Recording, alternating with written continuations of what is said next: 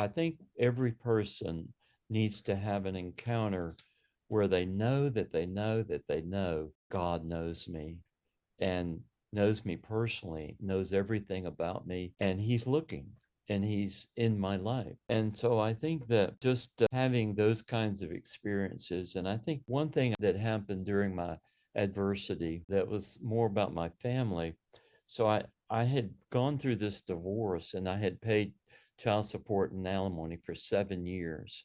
And the seventh year was now upon me. And my daughter, she was now about to turn 18. And so I took my daughter out for dinner and I could see the pain that all of that had caused and the pain she was in and all the doubts she was having about her own life.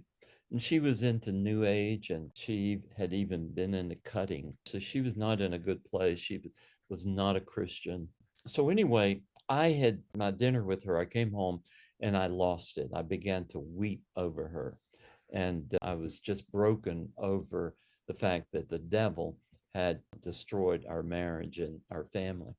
So, anyway, 30 days later, I happened to be in Minneapolis for a marketplace meeting. And one of the friends of mine who owned a dental lab was downstairs and he says, "We're praying in the downstairs basement.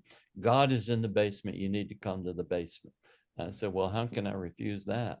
And so I went down to the basement. I sat down, and there was a friend of his praying with him, and he was a prophet. And he begins his prayer for me. He says, "The Lord shows me that you have a daughter who's been in a stronghold for several years of her life, and the Lord is about to bring her out of that stronghold and bring her home and restore your relationship with your daughter." And I said, "Whoa." That was really out in left field. By the time we're done, I get up to leave and I put my hand on the door and he turns and says, "And the Lord wants you to know He saw the tears you shed for her in your bedroom." Well, that put me over the edge. Within like 3 months, everything he said came true. She came to Christ on her 18th birthday, had a radical conversion, and she came to me and said, "Dad, what would you think about me coming to live with you?" She came to live with me, and she eventually ended up working for me for 8 years.